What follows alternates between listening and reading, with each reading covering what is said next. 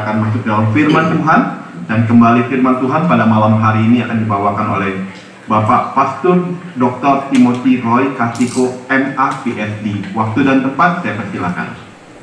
Para kekasih, kita akan masuk dalam doa. Terima kasih Bapak Andi. Kita akan tunduk kepala, kita akan masuk dalam doa. Bapa yang baik dalam sorga, kami datang di hadirat-Mu sekali lagi.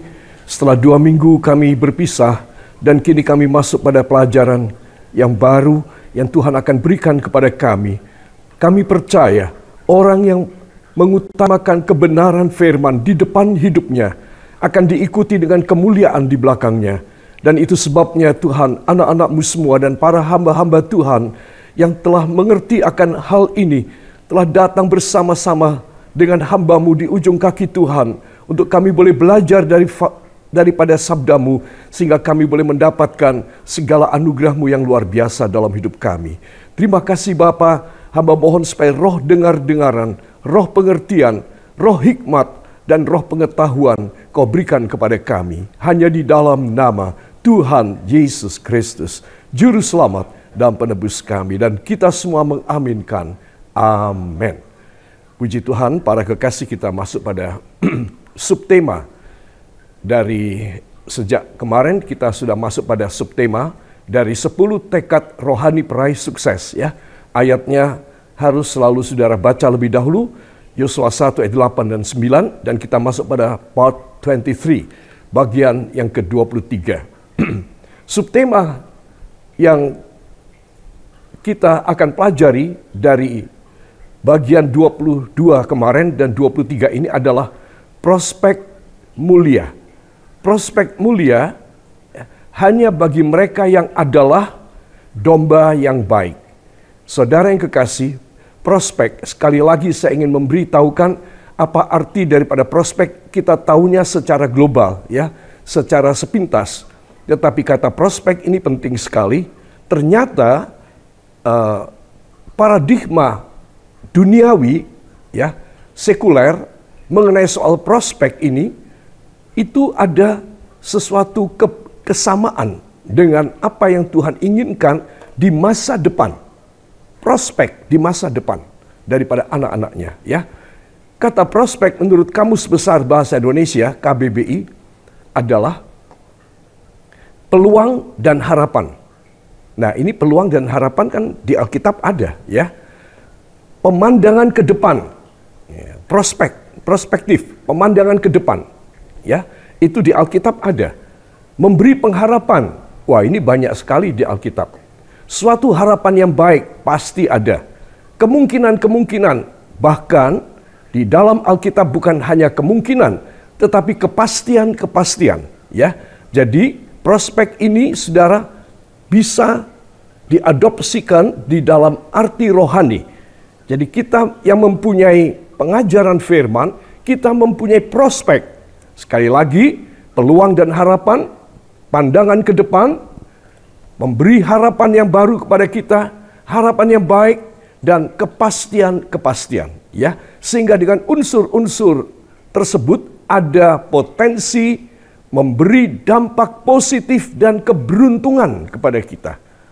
Ada dampak positif dan keberuntungan buat kita, ya saudara. Dan ini dalam Yesaya 48 ayat 18, tolong seorang saudara suka bacakan sekali lagi supaya kita faham, ya, apa potensi dampak positifnya dan apa keberuntungannya. Yesaya pasal yang ke-48 ayat yang ke-18.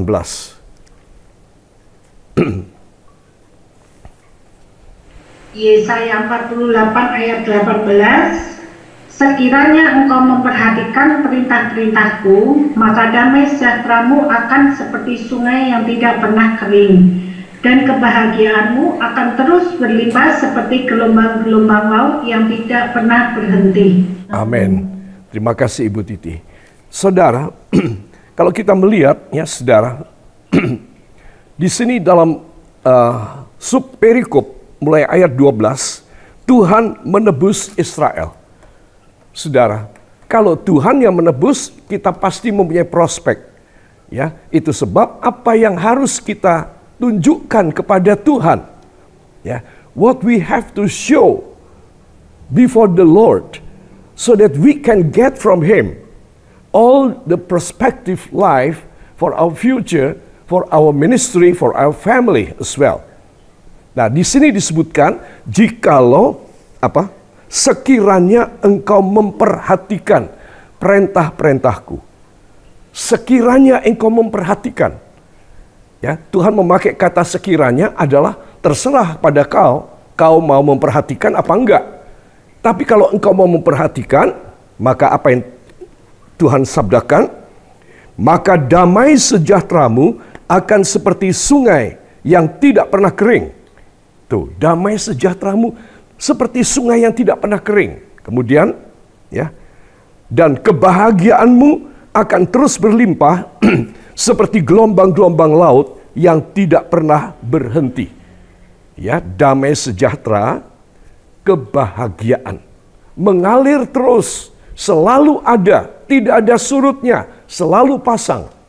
Nah, saudara, itu sebab kita mempelajari pada 10 tekad ini. Dan jangan lupa kita baru ada pada tekad yang ketiga, ya, you can get it all, engkau akan bisa mengatasinya. Dan Tuhan memberikan subtema pada tekad yang ketiga ini, yaitu prospek mulia. Prospek mulia hanya bagi domba yang baik. Domba yang baik. Ya, itu sebab para kekasih, kita sebagai hamba-hamba Tuhan wajib membimbing dan mendidik dan membangun generasi domba Tuhan yang baik. Bukan domba yang liar, bukan domba yang sesat, tapi domba yang baik. Adalah tugas saya dan tugas para hamba-hamba Tuhan untuk membangun generasi domba-domba Tuhan yang baik, yang taat pada gembala yang agung, dan taat kepada gembala yang ada di dunia. Nah, inilah domba yang baik yang pasti akan memiliki prospek. Ya, saudara, prospek sekali lagi. Harapan-harapan, kepastian-kepastian. Semua yang serba pasti Tuhan berikan kepada kita. Saya yakin kalau kita masih muda, anak-anakku yang masih muda dalam usia belasan tahun, 20-an tahun atau 30 tahun. Nah, betul-betul memperhatikan perintah-perintah Tuhan, prospeknya, karena anak muda itu hidupnya, ya, itu lebih panjang. Ya, saudara, mempunyai kesempatan, kemungkinan lebih panjang hidupnya daripada orang yang sudah umur 40, 50, 60, 70 tahunan, 80. Ya, saudara, itu umurnya sudah pendek. Itu sebab semua, apalagi kalau anak-anak muda, remaja, sudah nyadar bahwa aku perlu prospek dari Tuhan. Maka aku harus mentaati perintah-perintah Tuhan. Nah, jadi keuntungannya relatif lebih panjang daripada yang sudah tua. Ya, ini harus dimengerti oleh yang masih muda. Pasangan suami istri masih muda juga itu kesempatan untuk mengicipi dan selalu menikmati dalam waktu yang relatif lebih panjang daripada kami-kami yang sudah tua. Yaitu sebab ayat inilah yang harus kita pegang, bahwa kita akan meninggalkan dunia dengan catatan yang baik, dengan sudah menikmati, bukan belum menikmati, tapi sudah menikmati. Apa saudara tidak kepingin? Saya kepingin, saya yakin saudara juga kepingin. Cuma tidak tahu caranya. Nah, ini caranya. Jikalau engkau, sekiranya engkau memperhatikan perintah-perintahku, maka damai sejahteramu akan mengalir terus seperti sungai tidak pernah kering. Dan kebahagiaanmu akan terus berlimpah seperti laut, gelombang laut yang tidak pernah berhenti. Wow. Ya, coba. Kita mau dapat dari mana itu? Ya, nggak ada satu perusahaan, nggak ada satu orang tua atau anak yang sukses bisa memberi kepada kita, nggak ada. Ya, saudara, itu sebab saya ingin supaya kita semua memperhatikan. Ya, tekad yang ketiga, you can get it all. Kamu bisa mengatasi semuanya. Semua katakan bersama saya, angkat tangan kanan saudara, taruh tangan kiri pada jantung saudara, ikuti doa saya. Terima kasih Tuhan Yesus, bahwa hamba boleh percaya mulai malam hari ini, hamba pasti bisa menanggulangi, mengatasi segala perkara. Dan hamba percaya, bila hamba menjadi domba yang baik, hamba memiliki prospek yang luar biasa semasa hidup di dunia ini. Angkat dua tangan, ucapkan terima kasih engkau yang percaya. Terima kasih Bapa, terima kasih Yesus, terima kasih Roh Kudus. Kami percaya bahwa kami adalah domba-domba yang Kau kasihi, dan kami akan menikmati prospek yang luar biasa hanya di dalam nama Tuhan Yesus Kristus, Juru Selamat dan Penebus kami. Dan kita semua mengaminkan. Amin. Beri tepuk tangan bagi dia. Tuhan memberkati saudara. Para kekasih, saya akan menunjukkan bahwa kita ini dalam satu video, ya. Saya akan menunjukkan bahwa kita ini perlu bersyukur dalam semua perkara. Ya saudara, orang yang memberikan narasi keterangan pada video ini, dia adalah orang yang kemudian menyadari bahwa dia tidak sebegitu menyedihkan seperti orang lain. Itu sebab dia wajib bersyukur kepada Tuhan. Ya, mari kita akan ikuti video yang singkat ini. Seorang yang kaya, dia melihat dari jendela seorang yang miskin yang sedang mengorek sampah. Lalu dia melihat seorang yang setengah tidak waras berjalan dengan telanjang. Dia berkata, terima kasih Tuhan, aku bisa hidup tidak seperti mereka. Dia melihat ambulans yang mengangkat orang sakit. Dan dia melihat di rumah sakit ada jenazah yang dibawa untuk pemakaman ke makam. Marilah kita mengucap syukur kepada Tuhan untuk semua hari yang baik, untuk semua kelimpahan dari Tuhan. Kalau kita suka perhatikan tiga hal. Yang pertama adalah kita harus memperhatikan rumah sakit. Di rumah sakit kita tahu bahwa begitu banyak orang menderita. Yang kedua adalah di penjara. Di dalam penjara tidak ada orang yang bisa bebas. Dan yang ketiga, di kuburan, bahwa semua orang mati. Kita harus bersyukur bahwa kita tidak ada di dalam keadaan demikian. Itu sebab marilah kita penuh dengan ucapan syukur kepada Bapa di sorga. Marilah kita men-share hal ini kepada orang-orang yang lain. Tuhan memberkati. Ya saudara, apa yang kita lihat tadi itu benar, ya kan? Kita kalau melihat di rumah sakit, sebagus apa rumah sakitnya, ya saudara, kita melihat orang-orang yang sengsara. Ya mungkin kita datang karena kita tidak sakit. Kita bisa menikmati rumah sakit zaman sekarang modern ini. Wah, ada mallnya, ya saudara, ada deretan restoran yang bagus. Ya ada apa, tempat main anak-anak. Ya saudara, ada supermarketnya. Itu hospital yang sekarang di luar negeri Indonesia mulai mencontoh. Tetapi bagaimana kalau kita yang sakit? Nah, itu sebab kalau kita tidak sakit, bersyukurlah. Ya, apabila kita pikirannya masih waras, bersyukurlah. Apabila kita tidak sedang dihukum dalam penjara, bersyukurlah. Bila kita masih hidup dan belum mati, bersyukurlah. Kenapa kita perlu bersyukur? Karena terlalu banyak alasan orang bersyukur kepada Tuhan. Yang percaya katakan, yang mau katakan amin. Ya, jangan sampai saya dan saudara tidak tahu bersyukur, ya. Orang yang tidak tahu bersyukur, maka apa yang ada pada dia semua dia tidak bisa merasakan happy, dia tidak bisa merasakan puas. Tapi orang yang bersyukur, dia selalu mengangkat tangannya. Dan ini yang saya ajarkan dalam gereja, supaya jemaat Tuhan itu selalu dinaungi oleh Tuhan, selalu dihindarkan daripada semua yang tidak baik dengan cara bersyukur. Apalagi para hamba-hamba Tuhan, kalau sampai tidak suka bersyukur, itu memang kelewatan. Seorang hamba Tuhan itu harus penuh dengan ucapan syukur. Tidak boleh membanding-bandingkan dengan pendeta lain. Tidak boleh membanding-bandingkan dengan orang-orang yang lain. Kenapa saya begini? Kenapa saya tidak sukses? Dosa. Itu dosa. Seorang hamba Tuhan dia harus penuh dengan ucapan syukur. Supaya apa? Supaya pintu sorga dibuka buat dia. Sebagaimana Tuhan memberkati hamba Tuhan yang lain, maka dia juga, saya juga mengalami berkat dari Tuhan. Karena kita tahu bersyukur. Yang percaya beri tepuk tangan bagi Tuhan. Haleluya.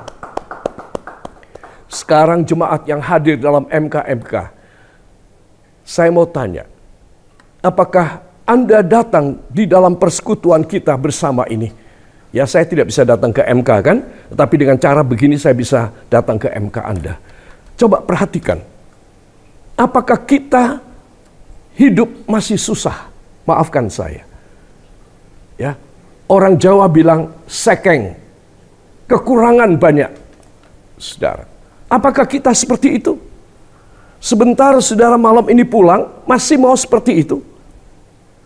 Saya memberitahu, malam ini harus terjadi perubahan. Yaitu Anda dan saya harus mengalami suatu anugerah yang besar setelah kita mendengar firman ini. Karena kita ada pada tekad, you can get it over. Kamu pasti bisa menanggulanginya. Termasuk kemiskinan, termasuk segala hutang yang kita tidak bisa bayar, termasuk sakit penyakit kita, termasuk segala ganjalan dalam hati sanubari kita. Segala perkara yang kita tahu bahwa itu sesuatu hal yang negatif, mari persembahkan pada Tuhan. Dengan cara bagaimana? Bukan cuma dengan berdoa. Itu sebab kenapa doa saudara, doa saya lama nggak dikabulkan. Karena kita jarang bersyukur. Ayo bersyukur. Maka tiba-tiba Tuhan melakukan mujizat dalam hidup kita. Amin. Itu sebab jangan cuma berdoa. Berdoa tanpa bersyukur percuma. Ya, itu sebab orang berdoa harus penuh ucapan syukur. Syukur itu begini, naikkan tanganmu, menyembah kepada Tuhan, gak minta apa-apa, hanya bersyukur saja. You just raise up your both hands before the throne of God. You just give thanks to Him. Your thankfulness to God will move His heart to come down to all your problems, all your impossibilities. And God will open all the way for you. When the last time God helped you? Kapan terakhir kali Tuhan membantu saudara? Saudara pasti ingat, itu saat aku bersyukur kepada Tuhan. Saudara, kalau saya dan saudara bersyukur kepada Tuhan, tidak ada pintu yang terbuka, tidak ada pintu yang tertutup, yang tidak dibuka oleh Tuhan. Tidak ada jalan terbuka, yang tidak dibuka oleh Tuhan. Saudara, itu sebab saya ingin menekankan bahwa prospek itu berkaitan dengan bersyukur. Sehingga prospek kita bagus, ya, dan kita bisa menanggulangi semua perkara. Beri tepuk tangan yang baik bagi Tuhan. Saudara, prospek mulia hanya bagi mereka yang adalah domba yang baik. Saya ingin menekankan mengenai soal jadilah domba yang baik. Ya, Tuhan itulah gembala kita yang baik. Dia ingin saya dan Anda menjadi domba yang baik. Ya, kalau tidak, maka kita akan repot sendiri, kita akan rugi sendiri. Para kekasih, berprospek mulia, jadikan saksi Kristus dan tanda ajaib. Jadi kalau prospek saya nggak mulia, prospek masa depan saudara nggak mulia, kita tidak menjadi saksi Kristus. Kita tidak menjadi tanda ajaib buat orang lain. Ya, Mazmur pasal 71 ayat 7 dan 8. Saya mohon seorang saudara suka bacakan buat kita semua. Mazmur pasal yang ke-71 ayat 7 dan ayat yang ke-8. Mazmur pasal 71 ayat 7 dan 8. Bagi banyak orang, aku seperti tanda ajaib, karena Engkaulah tempat perlindunganku yang kuat. Mulutku penuh dengan puji-pujian kepadamu, dengan penghormatan kepadamu sepanjang hari. Amin. Amin. Terima kasih, Bapak Niko. Para kekasih, di sini kita melihat mulutku penuh dengan ucapan syukur. Kapan? Karena kita sudah dijadikan tanda ajaib buat orang lain. Maka dari mulut kita penuh dengan ucapan syukur. Ya, saudara. Di sini kita membaca, bagi banyak orang aku seperti tanda ajaib. Karena engkaulah tempat perlindunganku yang kuat. Mulutku penuh dengan puji-pujian kepadamu. Dengan penghormatan kepadamu sepanjang hari. Nah, ini akibat apa? Akibat kita dijadikan tanda ajaib. Maulah, rindulah, kepinginlah. Jangan kita ingin menjadi orang kaya. Pangkatnya yang tinggi. Jabatannya yang tinggi. Gajinya yang besar. Loh, beda kan? Kalau orang duniawi kayak begitu. Orang rohani beda. Orang rohani harus ingin menjadi tanda ajaib. Amin. Ayo katakan bersama dengan saya. Angkat tangan kanan saudara kembali. Taruh tangan kiri pada jantung saudara. Ikuti saya. Tuhan Yesus, tolonglah kepada saya. Supaya saya mempunyai cita-cita orang rohani. Bukan orang duniawi. Sehingga hamba mudah dipermuliakan, mudah menjadi tanda ajaib, kesaksian ajaib bagi banyak orang. Dalam nama Yesus, hamba yakin Tuhan berkenan membuat hamba menjadi tanda ajaib. Para kekasih, angkat dua tangan, ucapkan terima kasih kepadanya. Dengan suara saudara, terima kasih Bapa. Terima kasih Yesus. Terima kasih Roh Kudus. Sekali lagi, terima kasih Bapa. Terima kasih Yesus. Terima kasih Roh Kudus. Dan kita semua mengaminkan. Amin. Beri tepuk tangan bagi dia. Saudara, saya akan masuk pada Yesaya 60. Ini salah satu tanda ajaib. Sesuai dengan Mazmur 71 ayat 7 ya. Nah, Yesaya 60 ayat 1 dan ayat yang kelima. Mohon seorang saudara suka bacakan. Yesaya pasal yang ke-60. Ayat 1 dan ayat yang kelima. Yesaya ke-60 ayat 1 dan ayat yang kelima. Bangkitlah, menjadi teranglah, sebab terangmu datang dan kemuliaan Tuhan terbit atasmu. Ayat yang kelima, pada waktu itu engkau akan heran melihat dan berseri-seri. Engkau akan tercengang dan akan berbesar hati, sebab kelimpahan dari seberang laut akan beralih kepadamu dan kekayaan bangsa-bangsa akan datang kepadamu. Amin. Amin. Terima kasih Ibu Hening. Para kekasih, dalam ayat ini perikop daripada pasal 60 adalah kemuliaan Sion yang akan datang. Dus ini cocok sekali. Setelah kita membaca Mazmur 71, kita akan dijadikan tanda ajaib. Nah, gimana kita menjadi tanda ajaib itu apa? Apa cuma sebutan saja? Cuma kata-kata untuk menghibur saya dan menghibur Anda saja? Tidak ada kenyataan. Pasti ada kenyataannya. Ya, bukan cuma sekedar bicara janji Tuhan itu. Ayat 1. Bangkitlah, menjadi teranglah, sebab terangmu datang dan kemuliaan Tuhan terbit atasmu. Saudara, ya. Jadi kita harus tahu sumber daripada semua keajaiban Tuhan itu dari terang Tuhan Yesus. Ya, dari Dialah kita harus menerima terang itu. Bangkitlah karena terangmu sudah datang. Ya, ini merupakan kata-kata mesianik. Ya, di dalam teologi ada sebutan mesianik. Itu artinya dari perjanjian lama sudah dinubuatkan tentang Mesias.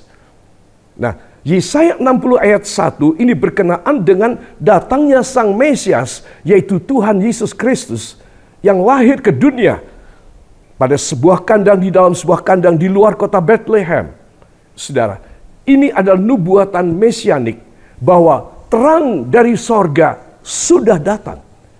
Nah, itu sebab kamu harus bangkit. Karena terangmu sudah datang. Saya dan Anda ini sudah berapa kali mengikuti memperingati Natal, ya, Natal kedatangan Tuhan kan? Nah, kita memperingati Natal berkali-kali, mungkin sudah berpuluh-puluh kali. Ya, betul apa tidak? Nah, jadi kita ini sudah memperingati bahwa janji mesianik dari perjanjian lama yang dituliskan oleh Yesaya itu sudah datang. Dan kita ini sudah mengalaminya. Kalau dia sudah datang dan kita sudah mengalaminya, kenapa kita tidak mengalami kuasa terang dia? Kita harus merasakan kuasa terangnya. Dia sudah datang, kita memperingati. Gereja-gereja memperingati dengan biaya yang jutaan, dengan biaya yang mahal. Setiap kali peringatan Natal, betul apa tidak? Saudara, tetapi kita nggak ngalamin. Kita hanya memperingati. Seminggu, 2 minggu kemudian pohon Natal pada dirontokin semua, dipretelin lagi. Ya sudah tidak ada lagi acara Natal. Sudah selesai kah? Iya, bagi banyak orang sudah selesai. Tidak ada khasiatnya Natal itu. Itu sebab kita harus tahu bahwa Yesus sudah datang. Katakan bersama saya, Yesus sudah datang. Yesus sudah datang. Ayo ya, angkat tangan kanan. Yesus sudah datang. Yesus sudah datang. Saya sudah memperingatinya Saya sudah memperingati berpuluh-puluh kali. berpuluh-puluh kali. Dan sekarang saya harus merasakan Saya harus merasakan khasiat dan kuasanya. khasiat dan kuasa Bahwa Mesias saya bahwa Mesias saya sudah datang. sudah datang. Dan dia akan menjadikan saya Dia akan memberikan saya tanda ajaib tanda ajaib bagi banyak orang. bagi banyak orang. Amin. Beri tepuk tangan bagi dia. Apa tanda ajaibnya? Ayat 5. Perhatikan ayat 5. Saya bacakan ya. Pada waktu itu. Kapan? Waktu apa? Yaitu waktu kamu mengalami terang dari Tuhan. Kamu ingin dapat terangnya Tuhan. Kamu bangkit dan ingin dapat terangnya Tuhan. Nah, pada waktu itulah, ayat 5, engkau akan heran melihat dan berseri-seri. Engkau akan tercengang dan akan berbesar hati. Sebab kelimpahan dari seberang laut akan beralih kepadamu. Dan kekayaan bangsa-bangsa akan datang kepadamu. Amin. Saudara hebat ya. Ini buktinya ayat 5 ini. Nah, kita kalau sudah memperingati kedatangan Kristus sebagai Mesias yang datang ke dunia, nah, maka sekarang kita jangan cuma memperingati. Kita harus mengalami tanda ajaib. Menjadi tanda ajaib bagi banyak orang. Caranya gimana? Caranya ajaib. Namanya juga tanda ajaib. Jadi cara Tuhan membuat saya, membuat saudara, menjadi kesaksian ajaib buat orang lain, itu juga cara ajaib. Bukan cara-cara duniawi. Bukan cara-cara tenaga kita memeras keringat kita, jungkir balik kita. Ya, saudara, berpikir keras sekali supaya kita bisa berjaya. Enggak. Namanya juga tanda ajaib. Jadi Tuhan akan membuat saya dan Anda bila kita menjadi domba yang baik. Semua katakan, bila saya menjadi domba yang baik, Bila saya menjadi domba yang baik, niscaya niscaya saya akan bisa menjadi saya akan bisa menjadi tanda ajaib tanda ajaib bagi banyak orang. bagi banyak orang. Beri tepuk tangan bagi dia. Jadi para kekasih, namanya juga tanda ajaib ya. Kita harus ngalamin. Marilah hidup dalam keajaiban. Maka orang akan tercengang melihat kita. Bahwa Tuhan begitu mudah melakukan kepada kita. Sehingga mereka juga kepengen datang kepada Tuhan. Mereka punya pikiran, kalau aku percaya kepada Tuhan Yesusnya orang-orang Kristen ini, aku pasti mengalami keajaiban. Nah, itu sebab mereka datang kepada Tuhan. Mereka kepingin ngalamin. Kita yang sudah Kristen berapa tahun, berapa belas tahun, berapa puluh tahun, Apakah kita sudah mengalami keajaiban apa belum? Biarlah dengan Bible study ini, kita mohon supaya saudara pulang nanti malam ini, dalam hati saudara menangislah kepada Tuhan. Tuhan, hamba ingin mengalami tanda ajaib dari Tuhan dalam hidup hamba. Karena hamba sudah jadi anakmu, jadikan hamba domba yang baik, sehingga hamba mudah mengalami keajaiban-Mu. Kalau saya dan saudara merindukan demikian, niscaya Tuhan melakukannya. Amin. Yang percaya beri tepuk tangan bagi Dia. Haleluya. So many times that whatever we ask from God in our prayer and all our wishes, every time in the day, but we cannot get it from God. What's the reason? The reason is because we are not yet become a wonder sign. Yeah. The sign of wonder of God, we not yet. We just believe that God is full with miracles. But we are not become a sign of wonder of God. Itu sebab saya ingin supaya kita semua menjadi tanda ajaib, ya, sehingga Tuhan itu memakai kita. Sehingga kalau kita berdoa, kita memohon Tuhan, kalau hamba kekurangan seperti ini sekarang, atau hamba sakit-sakit terus, hamba tidak menjadi tanda ajaib, hamba tidak menjadi kesaksian, tolong ubah hidup hamba. Tuhan mengubah. Kenapa Tuhan kok beda? Dulu enggak. Sebelum ini tidak. Setelah saudara mendapat pelajaran ini, iya. Mudah sekali menolong kepada saudara. Mudah sekali menolong kepada saya. Kenapa? Karena kita belajar untuk menjadi domba yang baik. Maka apa yang menjadi kerinduan hati kita, Bapa di sorga akan segera memberi dalam hidup kita. Cash, kontan. Saudara. Dia tidak memberi secara kredit. Dia memberi secara kontan. Saudara, beberapa kali, ya ini kelalaian saya sih. Beberapa kali saya menggunakan kartu saya dari bank ya untuk membayar apalah. Itu ternyata semua kartu saya itu kartu debit. Ini saya mau protes sama bank. Ya, kok saya tidak dikasih kartu kredit? Kok saya cuma dikasih kartu debit nih gimana? Ya, sehingga saya ditolak. Di beberapa tempat saya ditolak. Wah, di sini harusnya pakai kartu kredit, Pak. Kartu debit nggak bisa. Jadi saya baru nyadar bahwa saya itu nggak boleh kredit ternyata. Ya, saya itu harus bayar cash semuanya. Kan repot saya. Makanya saya mau protes nih ke beberapa bank ini. Ya, saudara, seenaknya sendiri. Coba orang lain dikasih kartu kredit, saya nggak dikasih kartu kredit. Nah, para kekasih, Tuhan itu mau memberi cash kepada saudara. Amin. Yang percaya beri tepuk tangan bagi Dia. Maksudnya saya bilang cash itu apa sih? Maksudnya adalah Tuhan tidak nunggu, Tuhan tidak menunda lama. Tuhan segera. Makanya tadi saya bilang, kemarin-kemarin kita tidak mengerti firman ini, rasanya kok lama sekali Tuhan jawab. Ya. Tetapi setelah saudara mendengar dan mau melakukan firman ini. Satu, saudara bangkit untuk mengambil terang dari Tuhan.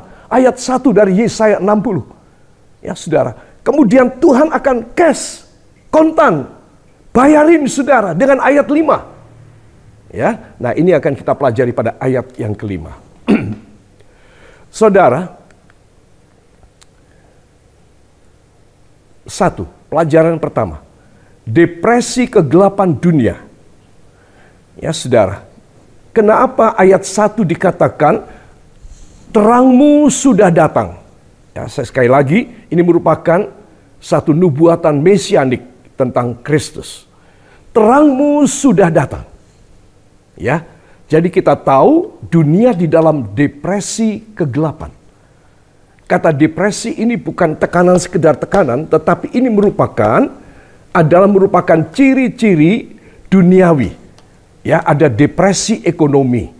Nah, baru tadi siang ya saudara, tadi siang saya melihat di televisi bahwa dunia dikhawatirkan masuk dalam depresi ekonomi. Apa artinya?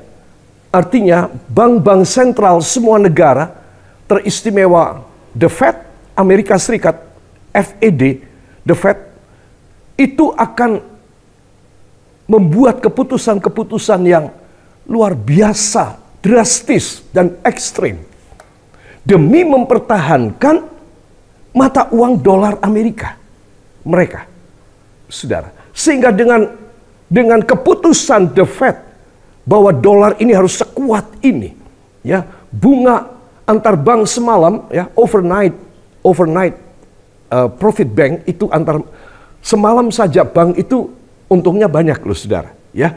Jadi bank A akan bilang sama bank B, kamu kebanyakan uang, kasih pinjam aku semalam aja. Nah, itu ada rate-nya sendiri, ada bunganya sendiri. Nah, apa maksudnya depresi ekonomi? Depresi ekonomi berarti seperti orang depresi. Dia sudah nggak ngerti akal sehat. Tidak lagi pakai akal sehat, pokoknya dia maunya dia. Nah, nanti negara-negara juga akan demikian. Ya, mereka akan sakit hati kepada The Fed, Bank Sentral Amerika, dan mereka akan pakai cara sendiri. Mereka pakai cara sendiri, mereka akan hancur ekonomi negara mereka. Negara yang lain juga marah dan pakai cara mereka sendiri, hancur ekonomi mereka. Mau tidak mau dunia ini sangat tergantung pada ekonomi dan presentasi bunga bank federal, The Fed, Amerika Serikat, seluruh dunia. Saudara, China, Tiongkok mau keluar, belum bisa. Masih ada di bawah bayang-bayang US dollar. Saudara, jadi kita tahu, saya memakai kata depresi kegelapan. Ini berarti dunia ini memang gelap banget. Secercah sinar, seberkas terang, itu sangat berarti di dalam depresi kegelapan dunia. Itu sebab ayat yang akan kita baca, Sakaria 8 ayat 23, seorang anak Tuhan akan dirubung oleh banyak orang. Kenapa? Karena mereka ingin mendapatkan kelepasan dari kegelapan. Itu sebab di akhir zaman kita harus menjadi seorang yang diurapi oleh Roh Kudus. Sehingga kita boleh menjadi berkat bagi mereka yang dalam depresi kegelapan. Sehingga mereka hidup ngawur, mereka hidup kotor, mereka hidup kriminal, kejam, sangat bengis, tidak tahu aturan. Ini depresi kegelapan. Dan ini diramalkan oleh para ahlinya akan melanda seluruh dunia gara-gara ekonomi. Itu sebab para kekasih, kita segera melihat Sakaria 8:23. Saya perlu mengungkap hal ini, ya. Supaya apa? Supaya kita tahu peranan kita. Peranan kita adalah anak terang. Katakan, saya adalah domba yang baik.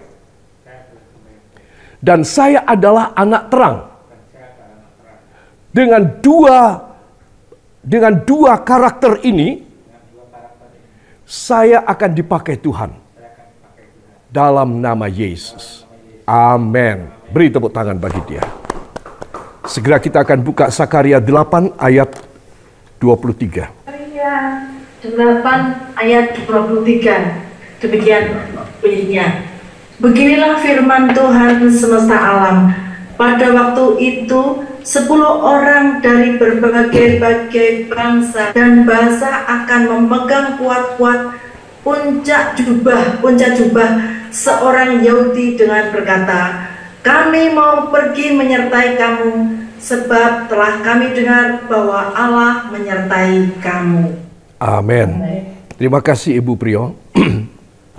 Nah, apa yang barusan kita baca?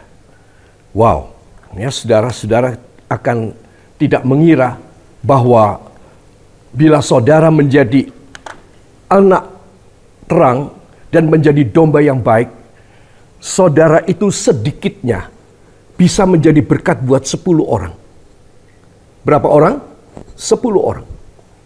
Ayat ini mengatakan, pada waktu itu, beginilah firman Tuhan, pada waktu itu 10 orang dari berbagai-bagai bangsa dan bahasa akan memegang kuat-kuat puncak jubah seorang Yahudi dengan berkata, kami mau pergi menyertai kamu, sebab telah kami dengar bahwa Allah menyertai kamu.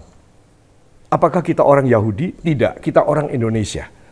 Tetapi kita disebutkan di sini, orang Yahudi itu juga bisa berkenaan dengan siapa? Dengan orang yang sudah menerima terang dari Tuhan. Ya, saudara. Nah, jadi kita harus tahu bagaimanapun keadaannya, Israel itu, orang Yahudi itu memang tetap istimewa di mata Tuhan. Ya. Nah, itu sebab saya ingin supaya kita semua, Yahudi itu istimewa di mata Tuhan. Lalu kalau saya dan saudara menjadi domba yang baik dan kita hidup dalam terang Tuhan, kita juga mirip prioritas kita, level kita. Walaupun kita bangsa selain Yahudi, Rasul Paulus menegaskan bahwa Tuhan akan mengalihkan belas kasih kepada orang-orang bukan Yahudi. Nah, kita kena, Indonesia kena. Terus kita sebagai orang Indonesia yang menjadi domba yang baik, kita memiliki terang daripada Kristus dalam hidup kita, kita akan mengalami satu sikon yang sama seperti orang Yahudi asli. Yaitu 10 orang akan memegang puncak jubah, artinya jubah paling bawah kita, dan berkata, jangan pergi. Kami 10 orang ingin pergi dengan engkau, karena kami tahu Tuhan menyertai kamu. Jadi kami ingin pergi dengan kamu. Supaya apa? Supaya kami selamat. Ya, ini dahsyatnya. Karena kita ada pada depresi kegelapan, maka kalau kita mau dipakai oleh Tuhan, kita harus menjadi tanda ajaib. Kalau kita menjadi tanda ajaib, kita akan mempunyai kesempatan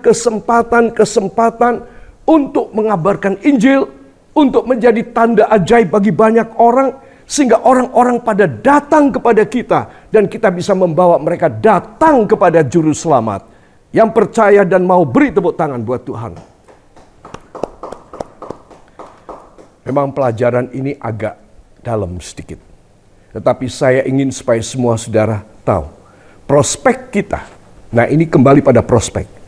Prospek saya dan prospek Anda akan dipakai oleh Tuhan. Bagaimanapun kita punya keadaan, Tuhan akan pakai kita selama kita menjadi terang bagi dunia. Amin. Selama kita mau menjadi domba yang baik, selama kita mau sebagai hamba Tuhan yang tanggung jawab, kita akan dipakai. Kita sejajar dengan orang-orang Yahudi, dan kita secara rohani bahkan kita boleh mendapat lebih daripada mereka. Ya, itu sebab mari kita harus pegang teguh. Kedua, ya saudara, pokok pikiran kedua, poin kedua. Karena kau terang, karena kau terang dunia, maka Allah memberi kelimpahan dari seberang laut. Ya, nah ini penjelasannya juga dalam. Ya, saudara, apa maksudnya kelimpahan dari seberang laut? Ya, saya buka lagi tadi ayat Yesaya pasal 60 ya. Ayat yang kelima.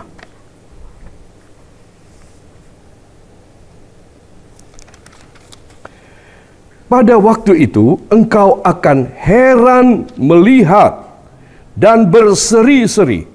Engkau akan tercengang dan akan berbesar hati. Sebab apa? Kelimpahan dari seberang laut Semua katakan, sebab kelimpahan dari seberang laut akan beralih kepada saya. Dan kekayaan bangsa-bangsa akan datang kepada saya. Beri tepuk tangan engkau yang percaya. Wow. Semua katakan pada samping, wow. Ya. Engkau diberkati, wow. Katakan. Ya. Ini hebat loh saudara. Ini nubuatan. Katakan, ini nubuatan buat saya. Luar biasa. Ya mungkin kita mengatakan dari mana? Ya logikanya nggak masuk, nggak cengli nih. Ya ini tidak masuk akal. Ya ini benar-benar not make sense at all. Bagaimana kekayaan dari seberang laut kok bisa sampai kepada saya? Nah, sebelum saya menjawab, saya mau tanya. Siapa yang kepingin ayat ini terjadi pada dia, tolong angkat tangan kiri.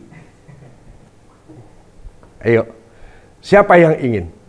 Ya, katakan, Tuhan Yesus, saya pegang ayat ini. Saya tidak tahu bagaimana caranya. Tetapi karena Engkau yang berfirman, saya yakin ini akan terjadi pada saya. Demi nama Yesus. Amin. Beri tepuk tangan bagi dia. Kalimat ini fantastik, ya. Kalimat ayat ini fantastik, spektakuler, dan nggak masuk akal. Memang banyak ayat firman nggak masuk akal, saudara. Saya membaca dan mempelajari, ada banyak ayat yang nggak masuk akal. Tetapi kalau saya percaya, jadi itu sebab semua perkataan Tuhan yang tidak masuk akal itu hanya sebagai batu ujian. Amin. Jadi saudara mesti tahu, kalau saudara membaca satu ayat, waduh, ini mustahil ini nggak masuk akal ini. Nah, saudara harus langsung beralih pikiran saudara, tidak, aku percaya ini.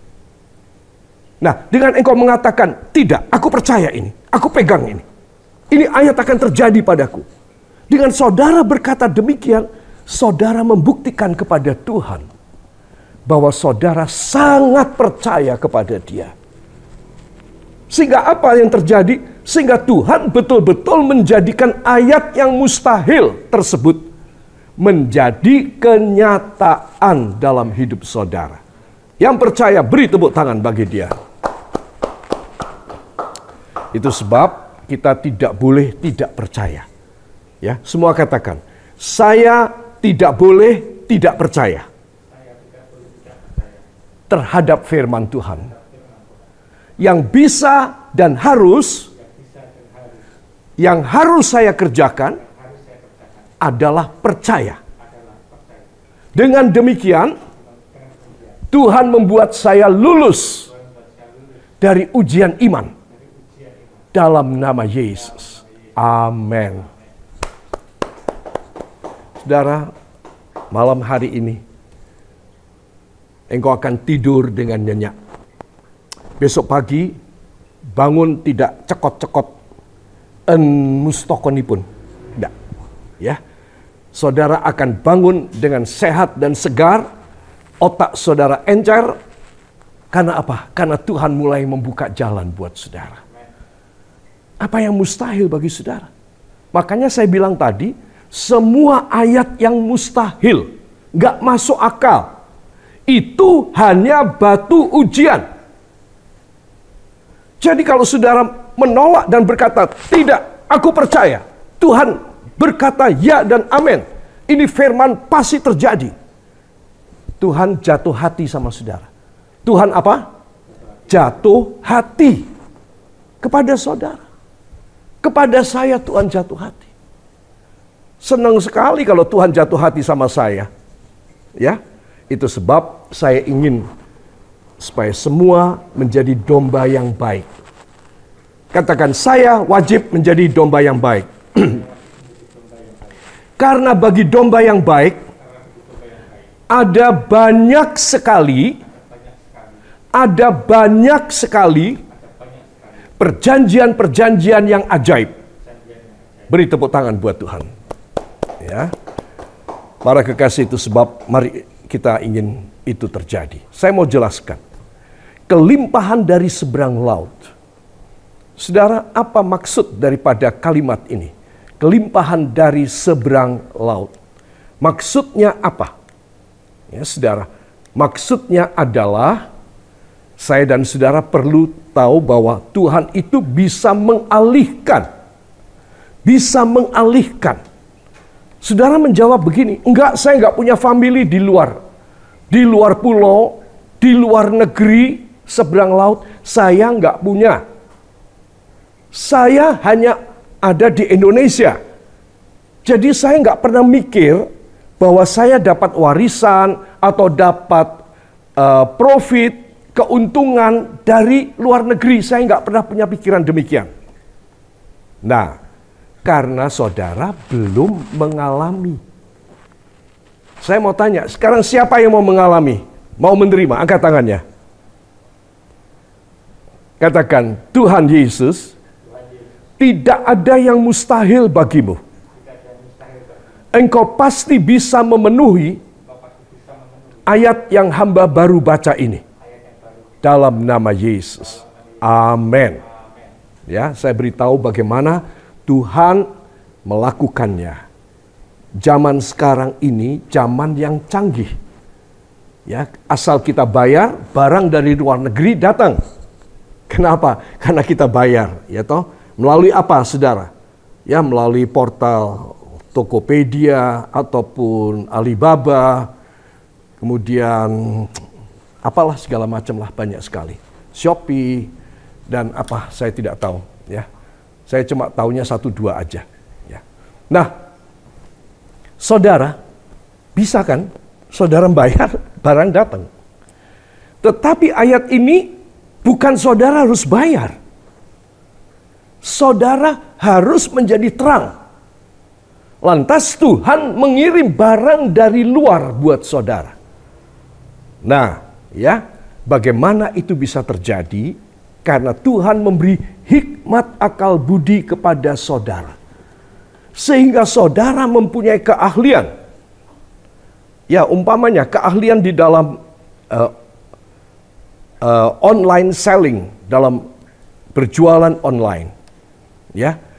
Kemudian saudara bisa oleh Tuhan dipertemukan dengan supplier ataupun dengan orang-orang yang ingin membuat satu perjanjian dagang dengan saudara.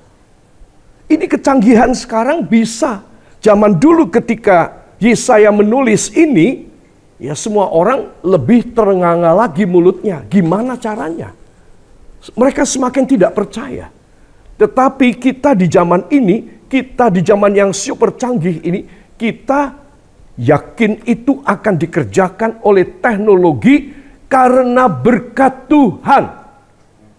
Katakan, dikerjakan oleh teknologi karena berkat Tuhan buat saya. Ya, dikerjakan oleh teknologi, oleh Tuhan, menjadi berkat buat saya. Maka kalimat ini, kelimpahan dari seberang laut akan beralih kepadamu, akan terjadi. Ya, juga jangan lupa tadi Sakaria 8:23, 10 orang akan mengepung kamu, mau ikut sama kamu. Jadi sesuatu yang ajaib akan terjadi bagi hamba-hamba Tuhan yang melayani dengan tekun sampai akhir hidupnya, sampai Tuhan datang. Maka Tuhan akan bikin ini, Yesaya 60 ayat 5 ini terjadi pada semua hamba Tuhan yang setia. Kepada semua domba-domba Tuhan yang baik di hadirat Tuhan. Tuhan punya cara untuk mengalihkan berkat dari seberang laut. Untuk masuk di dalam rumah tangga saudara. Yang percaya beri tepuk tangan bagi dia. Saudara, saya perlu menyampaikan tentang sebagai bagian penutup, ya. Disebutkan kelimpahan dari seberang laut akan beralih kepadamu, ya. Menurut King James 2000, the abundance of the sea shall be converted unto you. Shall be converted unto you. Akan dialihkan, dikonversikan kepada kamu. Tuh lihat, dari luar negeri. Akan dikonversikan buat kamu. Nah, ini sesuatu mujizat. Konversi, pengubahan yang Tuhan lakukan. Itu akan terjadi pada kita. Ya, kata converted itu dalam bahasa dalam bahasa Ibrani, Perjanjian Lama disebut dengan kata hafah. Hafah itu mengubah dengan kuasa Allah demi mencapai tujuan Allah. Jadi hafah ini tidak sembarangan dipakai di dalam pembicaraan umum, sekular. Tidak. Tetapi hafah hanya dipakai di dalam pembicaraan khotbah. Karena ini adalah berkenaan dengan kuasa Allah. Dus hafah, kalau saya percaya, saudara percaya, bahwa yang dituliskan dalam ayat 5 dari Yesaya 60, itu akan terjadi kepada kita, nggak heran. Saudara nggak usah heran, karena ini adalah kata yang sakral. Ini adalah kata yang penuh kuasa, hafah. Yang tidak dipakai di dunia sekuler, dunia perdagangan, dunia pendidikan, dunia sosial. Tidak. Ini hanya dipakai di firman Allah. Jadi, shall be converted itu artinya Tuhan dengan kuasanya. Kalau Tuhan dengan kuasanya, tidak ada yang mustahil. Harta kekayaan dari luar akan masuk kepada saudara, itu bakal terjadi. Yang percaya beri tepuk tangan bagi dia. Ya, ini saya bicara begini, ini ikan saya melompat. Ya. Cepat di kolam koi ini. Ya, saudara, mungkin dia percaya juga. Ya, jadi dia bertepuk tangan dengan siripnya dan dia melompat begitu. Para kekasih, apa sih yang Tuhan tidak bisa lakukan buat saudara? Kadang-kadang kita sudah mentok. Siapa ya? Saudara saya, famili saya, yang saya bisa mintai tolong siapa ya? Nggak ada. Mungkin saya sudah pernah minta tolong sama dia. Dan dia sudah nolak. Terus siapa lagi ya? Kenalan baik saya ya. Orang-orang yang kemarin reuni sama saya ya. Kira-kira bisa nggak ya? Nah, saudara. Ketika engkau mentok, tetapi engkau adalah domba Tuhan yang baik. Domba yang baik. Ya, engkau adalah terang daripada Tuhan. Maka saya dan saudara itu mudah. Kenapa kok mudah? Karena hafah. Mengubah dengan kuasa Allah demi mencapai tujuan ilahi. Ayo ikuti kata-kata saya. Hafah adalah, ayo semua bareng ya. Hafah adalah mengubah dengan kuasa Allah demi mencapai tujuan ilahi. Nah, ini harus dimengerti. Hafah ini bukan sembarang kata yang bisa kita pakai. Misalnya, saya memberi misal. Allah mengubah air sungai Nil menjadi darah. Nah, kenapa Allah mengubah? Allah meng-converted, Allah menghafah air sungai itu menjadi darah. Nah, demi tujuan ilahi. Untuk mengalahkan keras kepalanya Firaun, supaya memberi izin bangsa Israel keluar dari Mesir. Amin. Makanya dibikin hafah. Air yang bening atau yang keruh dari sungai Nil berubah menjadi merah darah semua. Itu. Kedua, Allah membelah laut Teberau untuk menyelamatkan bangsa Israel yang berjalan kaki lewat dasar laut dan sampai di seberang. Sorry, kenapa? Karena di belakang orang-orang Mesir mengejar dengan kereta kuda. Kenapa? Ada maksud ilahi. Makanya itu laut dibelah. Tuhan memberi perintah kepada Musa, kedangkan tongkatmu di atas air laut. Maka air laut ini akan terbelah menjadi dua. Nah, ini hafah. Kejadian ilahi. Peristiwa-peristiwa ajaib. Jadi, kalau Tuhan mengatakan kelimpahan dari seberang laut akan beralih kepadamu, saudara bilangnya gimana? Reaksi saudara apa? Ah, Tuhan, gak masuk akal deh. Kapan ya Tuhan? Mungkin saya sampai mati belum dapat itu. Apa reaksi saudara? Tolong, mic dinyalakan. Salah seorang boleh bicara. Apa reaksi saudara? Amin, pasti terjadi. Ya. Hafah. Ya, amin. Itu pasti terjadi. Coba saya ingin dari yang lain lagi. Siapa? Amin. Hafah pasti terjadi. Ya, amin. Hafah pasti terjadi. Saudara, saya sudah bilang, itu batu loncatan dan juga batu penguji iman. Semua kemustahilan kayak begitu.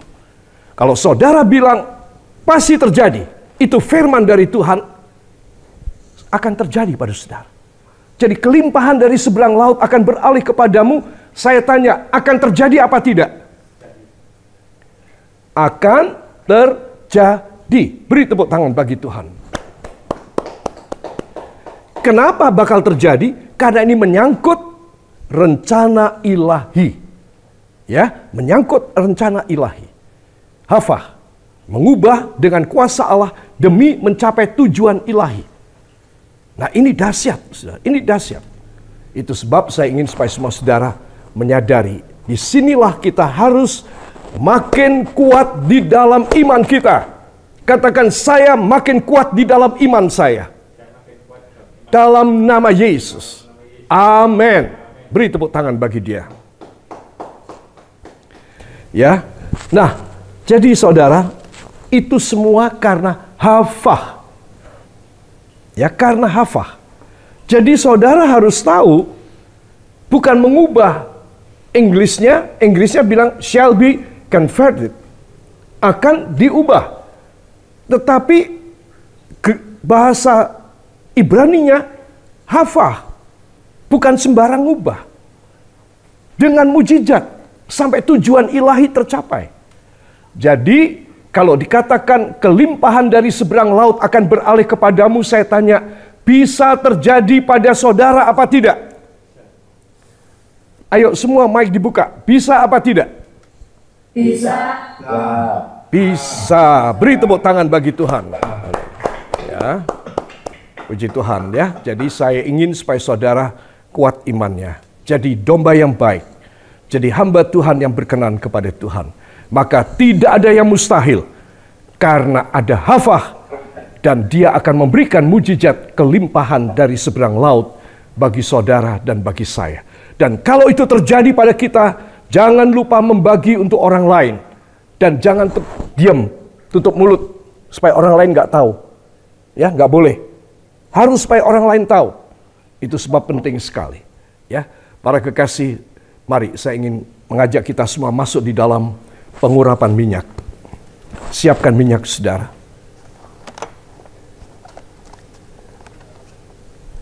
Bapak host, saya langsung ya, bisa ya? Ya. Baik, silakan. Para kekasih,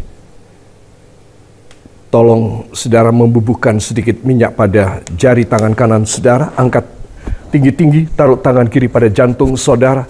Mari berdoa bersama saya.